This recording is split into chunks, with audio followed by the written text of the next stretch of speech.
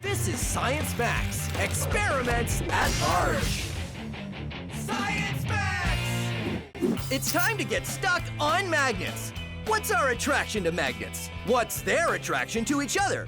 And can I use magnets to levitate and float in the air? All on this episode of Science Max, Experiments at Large. Greetings, Science Maximites. Welcome to Science Max Experiments at Large. My name is Phil, and today we're going to be looking at the power of magnets. You see, magnets are fun things to experiment with because they are really, they're really interesting. This magnet that I've got here is a neodymium magnet, or a rare earth magnet. It's one of the strongest magnets you can get. A magnet is an object that is attracted to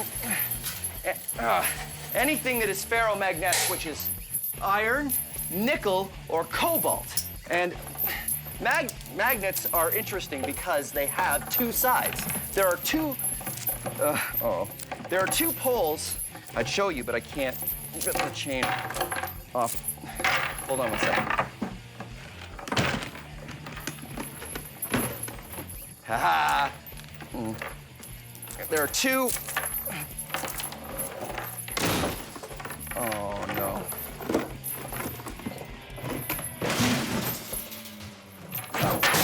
There are two poles to every magnet, just like the Earth. There is a North Pole and a South Pole. That's right, the Earth is a giant magnet. So, if you take kitchen magnets, you'll find that there's two different poles. I've written north and south on these ones. They don't normally come like that. If you put the north and the south together, they stick. But if you put the north and north or south and south together, they repel. They repel, see? They don't want to go together at all. And you can force them together if you want, but if you do, they will spring away the second you let them go. Woo! But when magnets repel each other, I find that some of the most interesting stuff. Check this out. This is just a small container, and I've got a magnet in here, and I have a loonie attached to it so that it fits nicely in the container like that. For the top, I've attached two magnets together, and I have another coin on it. And if you put them in there, I've made sure that the two poles repel each other, which means this magnet will just sit there and float. Magnetic levitation. Very interesting. And you can pop the top on that if you want and just carry around a levitating magnet. Now, there's a couple fancier ways you can levitate stuff with magnets. This is just a wooden frame I've made. This is completely not necessary. You can use just about anything in your house. A desk lamp works really well. The important part is I've tied a magnet to the end of this arm here, and this is a bolt, which is attracted to the magnet, but it's got a thread tied to it, so it can't get there. Just far enough that it will actually hang in mid-air.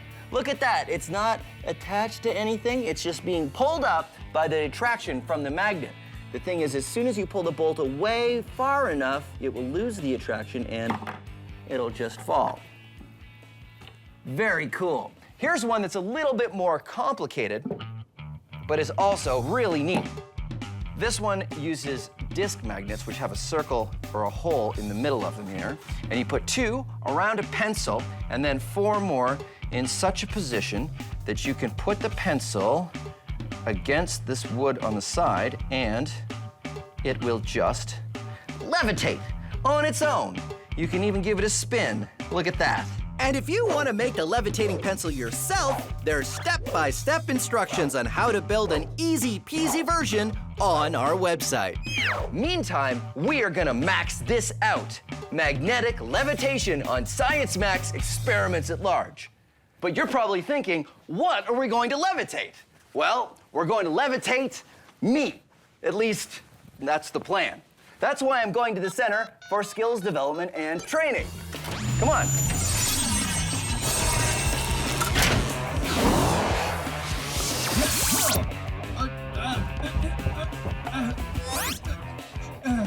Okay, who turned out the lights?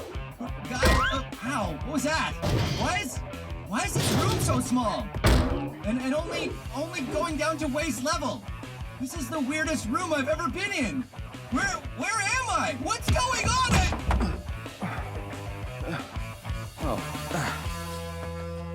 Hey, Matt. Hi, Phil. This is Matt. He's from Job Master Magnets. Now, you guys use lots of big magnets, right? That's right, we do. Awesome. So maybe you could help me max out this.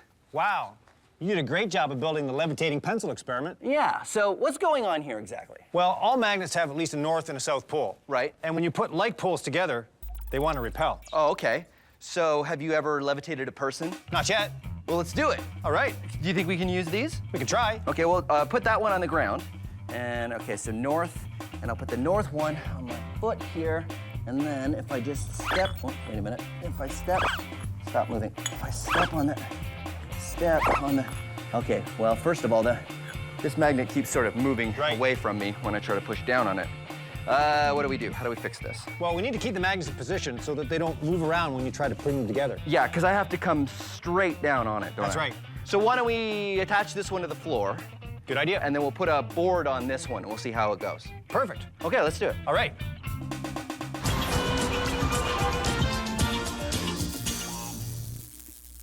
This is a magnet. This is a magnet. This is a magnet. This is a shoe. What's the difference? To know that, you have to know your magnets. This is a donut. It does not stick to this magnet. This is a spoon. It sticks to this magnet. These paper clips stick to this magnet. This shoe does not.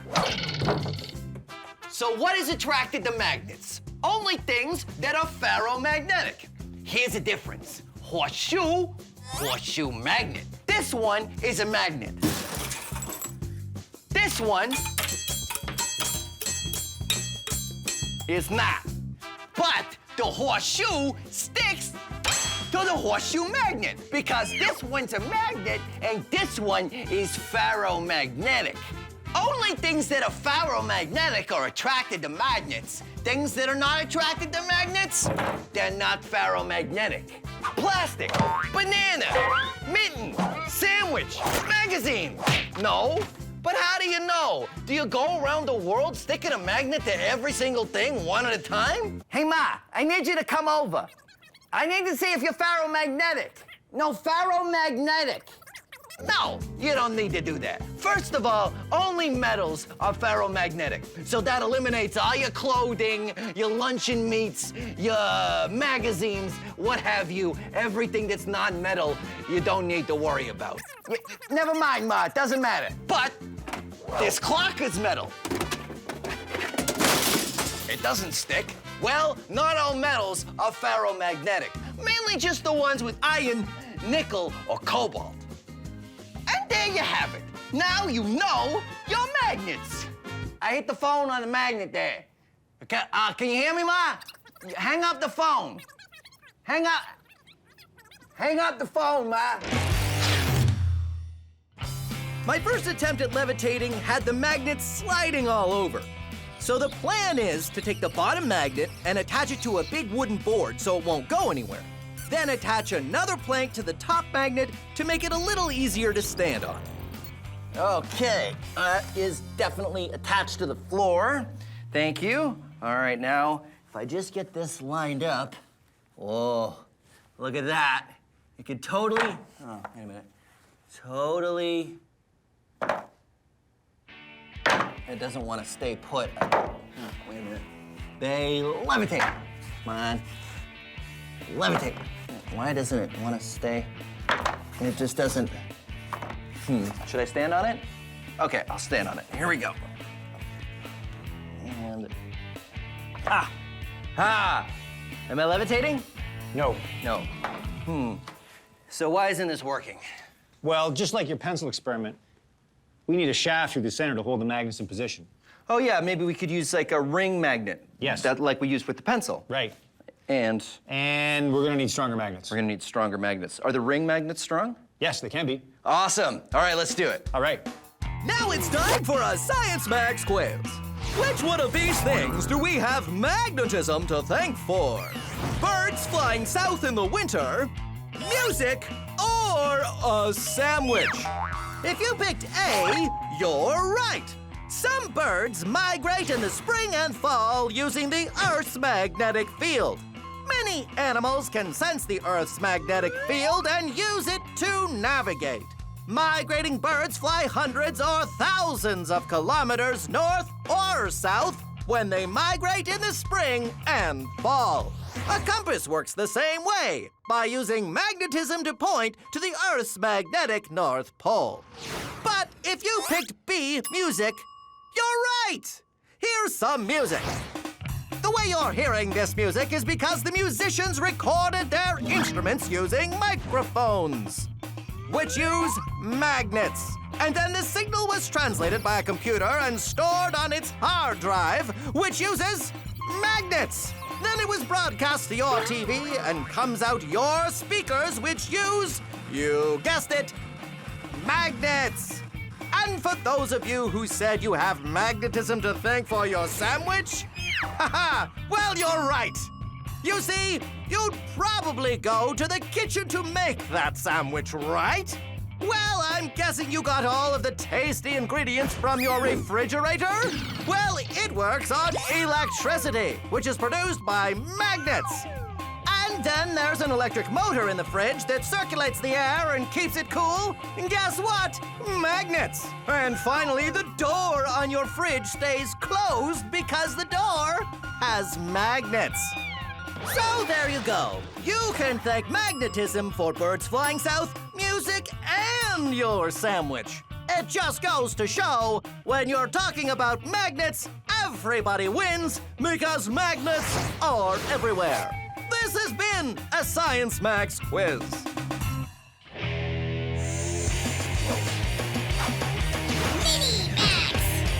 Here's an experiment you can do with a bag of water. Take a sharpened pencil and carefully push it through the bag. If you do it carefully, it won't spill. The reason this works is because the bag is made of polymers, long stretchy chains of molecules, and also because the pressure of the water against the pencil prevents any water from spilling out. Now, we're gonna max it out. This is a very large bag of water, and here I have some very large pencils. You ready? Oh.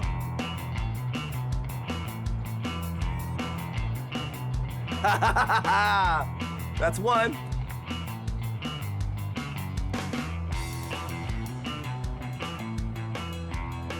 That's two. Here we go. Should I go from the bottom?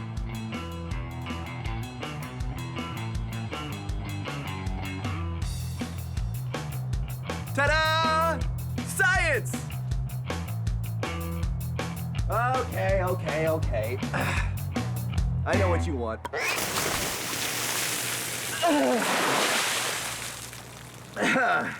Like I was saying, science!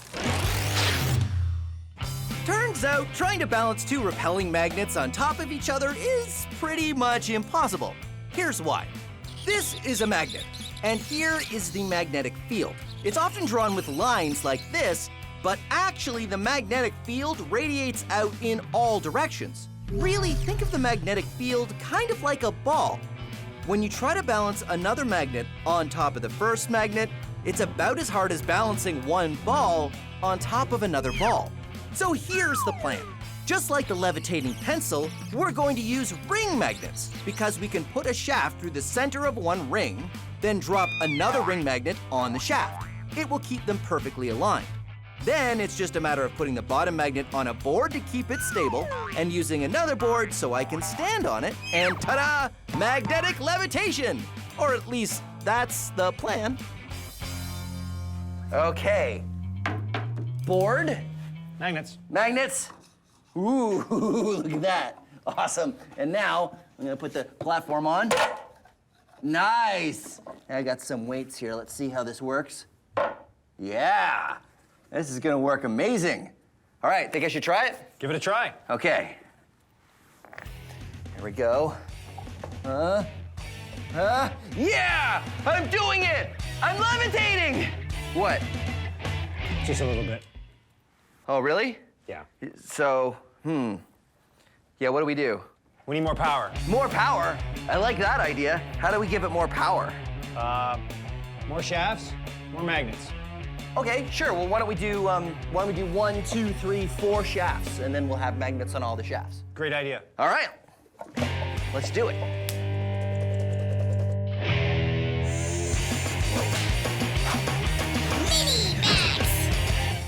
If you attach something ferromagnetic like this washer to a magnet, not only does it stick, but the magnetic field travels down the metal, making it a magnet too, which means you can stick more and more things to each other, and they will continue to stick until you run out of magnetic field. You can do this yourself at home with anything ferromagnetic. Paper clips work pretty well, or washers like I have, or screws or bolts, and they'll continue to stick to each other as long as the magnetic field is strong enough. You can see it's getting pretty weak here, and they'll all stay magnetized as long as the first one is still attached to the magnet.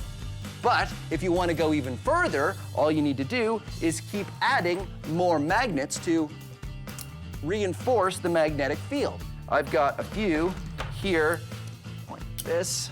Let's get the chain started like that. And then I've got a magnet attached to this washer, so it will keep the magnetic field strong. And I continue to add one magnet, one washer, and we'll just see how far I can go.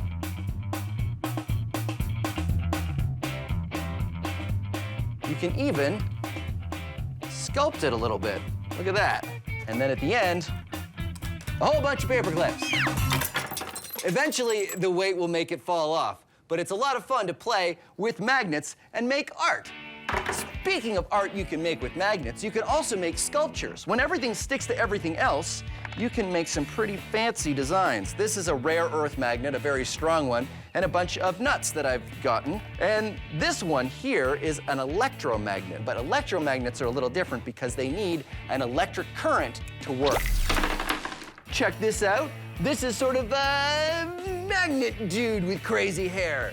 There's an earth magnet here, and this is a giant screw, and these are some metal bits, and then I've got 2 more magnets at the top here to hold on his crazy wire hair.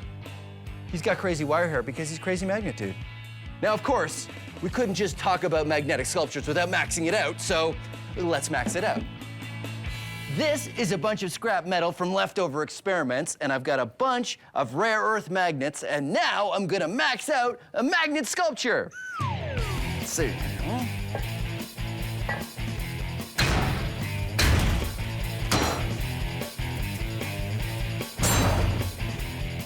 There you go, a maxed out magnet, me! I made this guy out of metal pipes with earth magnets in between, and these are his arms attached, of course, with magnets. His hand, his little metal pieces attached with magnet. Steel wool for the hair, and of course, hat, non-magnetic. All right, here we go, ready?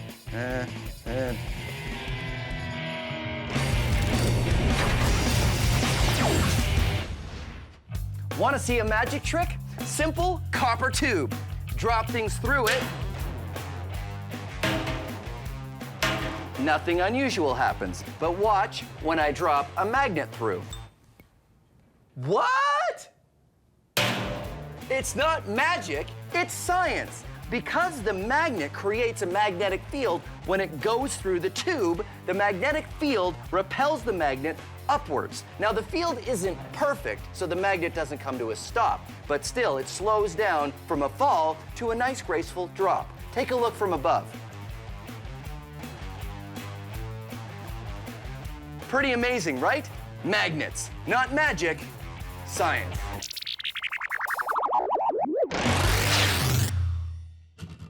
So I've managed to levitate on some magnets, but just barely. What Matt and I needed was more power. So instead of having one shaft and one pair of ring magnets, We're going to use a larger board and put a shaft on each corner. Then we'll have 4 times the power because we're using 4 times the magnets. Hopefully this will be strong enough to get me floating on a cushion of magnetic energy. And magnets? Magnets. Okay, here we go.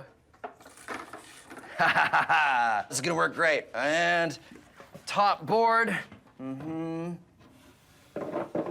what do you think? Looks great. Yeah. Okay, here we go. Matt? You're levitating. I'm levitating! Woohoo! All right. It feels cool. It sort of feels like surfing a little bit. All right, thank you so much, Matt. That was amazing. And there you have it. Science Max, Experiments at Large, Magnetic Levitation. You know, I'm surprised we could do an entire episode on magnets, and we never actually got them so close to the camera that the camera went all weird, because cameras and magnets, they don't, oh dear, no, that's okay. I can fix this. If I just maybe, no. Maybe if I put the magnet to the camera again, that would, okay, that's not, that didn't help. Oh, okay, well, thanks very much for watching Science Max, Experiments at Large, and we'll see you again as soon as we get a new camera.